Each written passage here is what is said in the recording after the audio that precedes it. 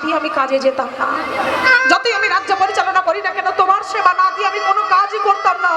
আর তুমি আমার সাথে এমন করছো।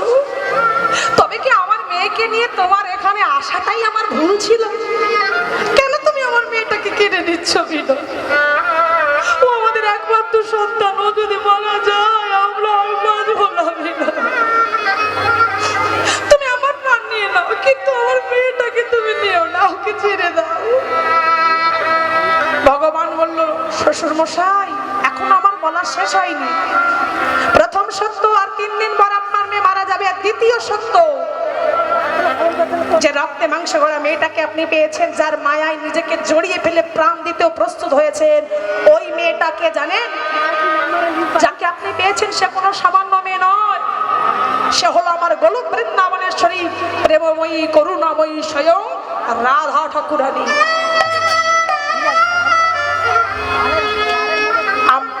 আমার পাশে আপনার মেয়েকে মানায়। কিন্তু আপনি তো জানেন একজন রক্তে মাংসে গড়া মানুষের সঙ্গে তো একজন পাথরের বিয়ে হয় না। কি হয়?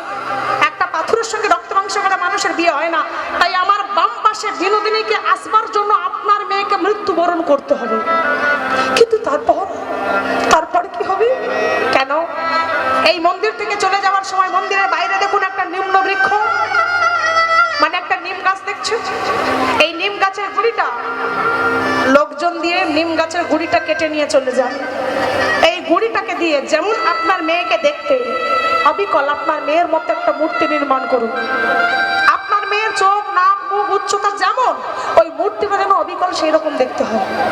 ঠিক 3 দিন পর আপনার মেয়ে মারা যাবে। আর মারা গেলে দেহটা নিয়ে আসবেন কারতীয় নদীর ঘাটে, সঙ্গে আনবেন ওই কাঠের মেয়ে রাধারানীকেও। আর আমি সেদিন ওই কারতীয় নদীর ঘাটে গিয়ে আপনার রক্তে মাংসে করা মেয়েটার দেহ থেকে আত্মাটা নিয়ে কাঠের মূর্তির মধ্যে দান করব। আর 5 দিনের দিন উষা লগ্নে আমি আসবো আপনার ওই কাঠের মেয়ে রাধারানীকে বিবাহ করতে। আর বিবাহ করে এনে ওকে আমি আমার বাম পাশে বসাবো, ও হবে আমার বিনোদিনী। জমিদার হাত জোড়ো করে বলছে, কিন্তু ও কি আমার বাবা বলবে? যেমন ভাবে এখন আমার বাবা বলে গলাটা জড়িয়ে ধরে আমায় খাইয়ে দেয়, ও তো তা পারবে না, কারণ কাঠের মূর্তি কখনো কথা বলে না। ভগবান বলছে, কেন বলবে না? আমি যদি পাথর হয়ে আপনাকে শ্বশুর মশাই বলে ডাকতে পারি, আপনার সঙ্গে কথা বলতে পারি, তাহলে কাঠের মেয়েও আপনাকে বাবা বলে ডাকবে। যখনই আপনার মেয়েকে দেখবার ইচ্ছা হবে ছুটে আসবেন এই মন্দিরে। একবার রাধে বলে ডাকলে মেয়ে তো কথা বলবে, সেই সঙ্গে আপনার জামাই বিনোদও আপনার সঙ্গে কথা বলবে। আপনি তো মেয়ের বাবা, আপনি চান না আপনার মেয়ে জগতের বুকে অমর হোক? আরে একজন রক্ত মাংস করা মানুষ কতদিন রব আছে? কিংবা কতদিন বাঁচবে? এই কলির জীব 50 পেরোলেই যাই রব উঠে যায়। তাহলে কত আর বাঁচবে? 70, 80, 90, 100, 110 থেকে 120 এর উপরে টপকাতে পারবে না। ভগবান বলছে, শ্বশুর মশাই আপনার মেয়ে জগতের বুকে অমর হবে আমার বাম পাশে বসে, আমার বিনোদিনী হয়ে। এই পৃথিবী যতদিন থাকবে, চন্দ্র সূর্য যতদিন থাকবে, আমি বিনোদ যতদিন থাকবো, ততদিন আপনার মেয়ে আমার পাশে আমার বিনোদিনী হয়ে অমর হবে। এটা আপনি চান না? আপনি তো মেয়ের বাবা, আপনার মৃত্যুর পরেও আপনার মেয়ে জগতের বুকে অমর হোক, এটা আপনি চান না? জমিদার হাত জোড়ো করে বলছে, চাই। কিন্তু আমার মেয়ে কি আমার সঙ্গে কথা বলবে? নিশ্চয়ই বলবে।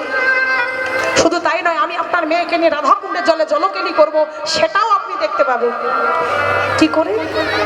রাধাকুণ্ডের পাশে একটা অট্টালিকা নির্মাণ করুন। যারা বৃন্দাবনে গিয়েছেন তারা জানবেন, বৃন্দাবনে একটা অট্টালিকা আছে রাধাকুণ্ডের পাশে, যেটার নাম হলো রাইভিলা। যেটা রাইভিলা নামে পরিচিত, সেটা কিন্তু ওই জমিদার বনমালী নিজ হাতে নির্মাণ করেছিল মেয়ে জামাইয়ের জলকেলি দেখবার জন্য।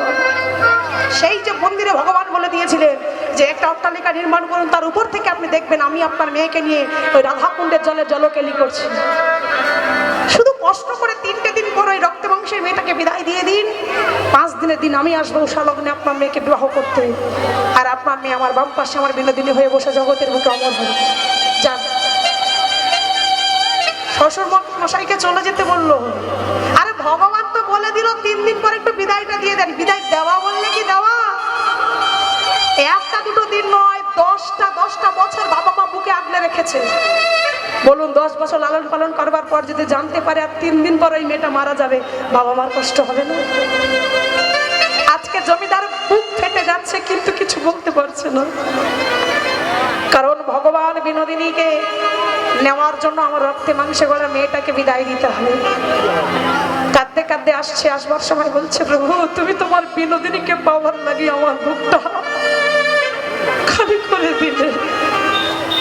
ভগবান বলছে, চিন্তা করবেন না শ্বশুর মশাই, আপনার মেয়ে আমার পাশে সারা জীবন অমর হয়ে থাকবে। ওই কাঠের মেয়েই আপনাকে বাবা বলে ডাকবে। চোখের জল বুঝতে বুঝতে ফিরে এলো, লোকজন দিয়ে কাঠের গুড়িটা কেটে এনে মেয়ের মতো মূর্তি নির্মাণ করে নিল। দুটো দিন পার হয়ে গেল, এবার 3 দিন পড়লো, যেদিন মেয়েটার চলে যাওয়ার দিন।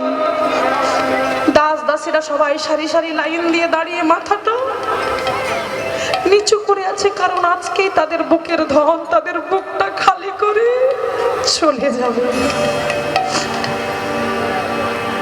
তাই তো আজকে জমিদার বাইরে দাঁড়িয়ে দাঁড়িয়ে লুকি লুকি কাঁদছে।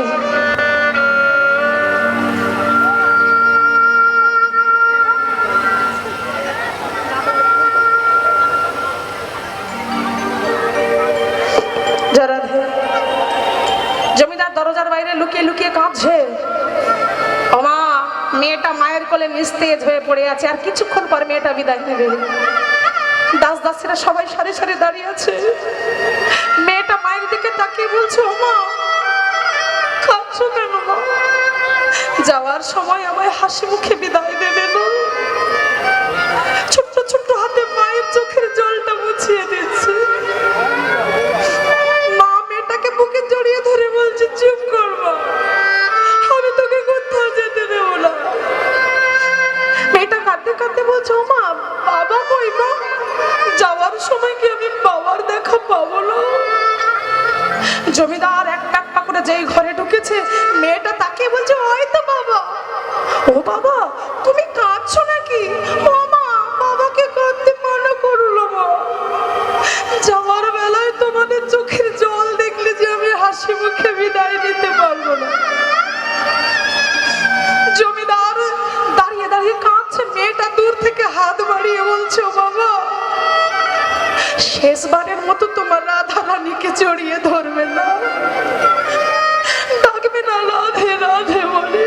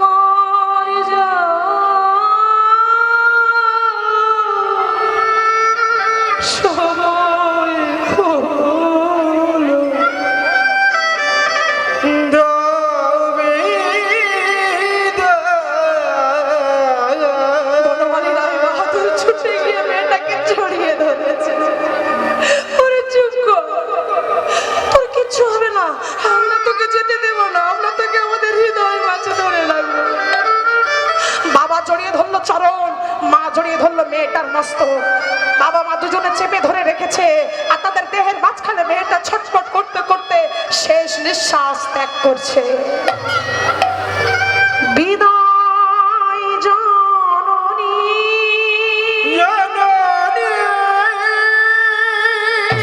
বিদায় জননী, বিদায় জননী।